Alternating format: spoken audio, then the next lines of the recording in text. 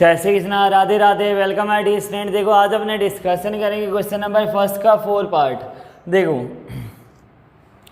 लिखा है the amount of money in the account every years when the 10,000 is deposit eight compound interest eight 8% per annum कि 10,000 रुपये की राशि। देखो क्वेश्चन लिखा है खाते में प्रत्येक वर्ष का मिश्र धन, जबकि 10,000 रुपये की राशि 8% वार्षिक की दर से चक्रवृद्धि ब्याज पर जमा की जाती है। देखो एक होता है SI सिंपल इंटरेस्ट साधारण ब्याज, और एक होता है CI कंपाउंड इंटरेस्ट चक्रवृद्धि ब्याज। सिंपल इंटरेस्ट में ये होता है कि हर महीने अपनी जो डिपॉजिट मनी है वो क्या होगा, हर मंथ सेम रहता है। लेकिन CI क्या करता है, CI जो होता है अपने जैसे बैंक में जो अपने रुपए जमा करवाते हैं वो CI बेस पे होता है। वहाँ जितना भी अपना अमाउंट है वो क्या होता है हर महीने या हर 3 मंथ के बाद वो क्या होता है ऐड हो जाता है। जिससे अगर 10,000 रुपये है, 10,000 का अगर सपोज करो अगर 100 रुपये भी है या 70 रुपये भी है, तो जो 3 मंथ के बाद क्या हो जाएगा 10,070 रुपये पर अपने को क्या होगा इंटरेस्ट मिलेगा।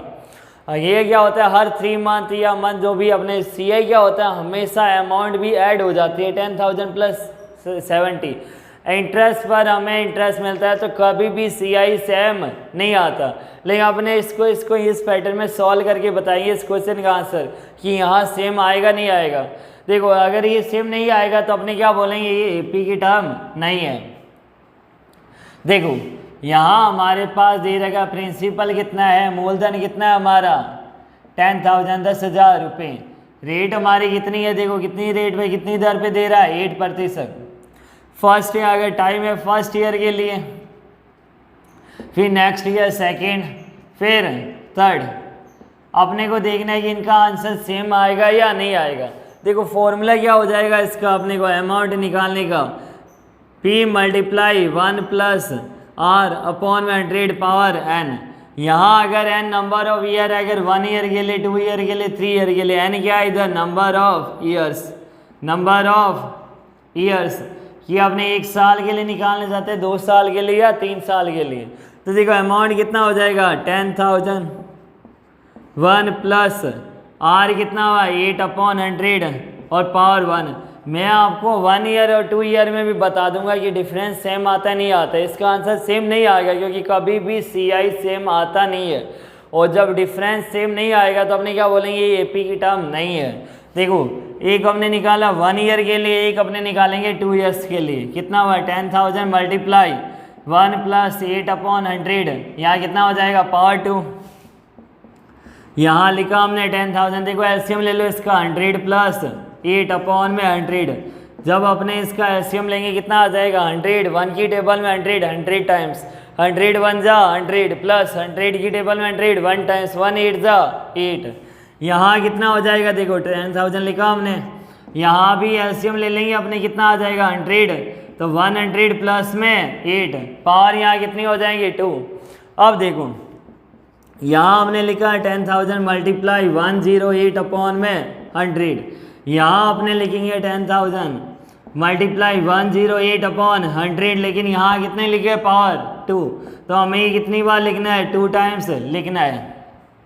अब देखो 20 से 20 कट कितना आ गया 10,800 आ गया अपने पास। अब जो ये होगा ये देखो CI वो कितना हो जाएगा 10,000 × 1 + 8/100 पावर 2। अब देखो यहाँ 20 से 20 कट, यहाँ 20 से 20 कट, हमें करना है 108 × 108। इसका मैंने आपको ट्रिक भी बता चुका हूँ एक वीडियो में कि जब भी 108 × 108 ऐसा कोई नंबर आ जाए तो हमें क्या करना है, इधर देखो 8 की × 8 से कितना हुआ 64, लास्ट नंबर की हमें क्या करनी है इधर मल्टीप्लाई। और फिर सेकंड में आपको क्या करना है 108 में इस 8 को ऐड कर देना बस 116, कितना आ जाएगा देखो 11664। तो देखो यहाँ क्या था 108 की मल्टीप्लाई 108 से 8 8 जा 64, 108 में हमें क्या ऐड करना है 8, तो 108 प्लस में 8 कितना हो जाएगा 11664। तो ये हमारे पास आ गया अमाउंट 2 साल के बाद हमें कितना इंटरेस्ट मिलेगा विद हमारा प्रिंसिपल मूलधन समेत। तो कितना हो जाएगा 11664। हमारी ये टोटल इनकम हो जाएंगी। अगर 10,000 है तो 2 साल के बाद कितना होगा 11664। अब देखो क्या इनका डिफरेंस सेम आता है या नहीं आता।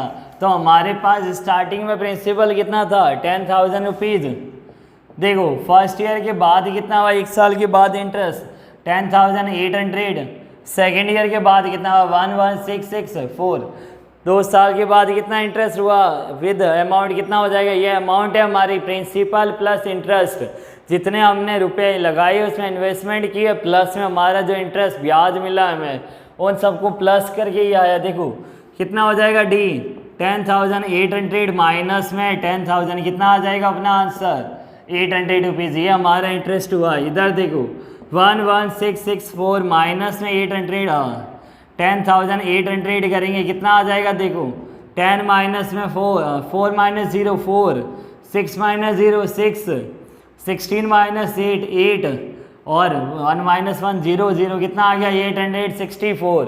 क्या इन दोनों का कॉमन डिफरेंस सेम आ रहा है, नहीं आ रहा।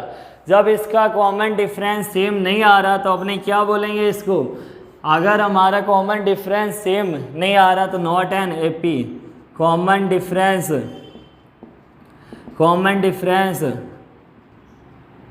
नॉट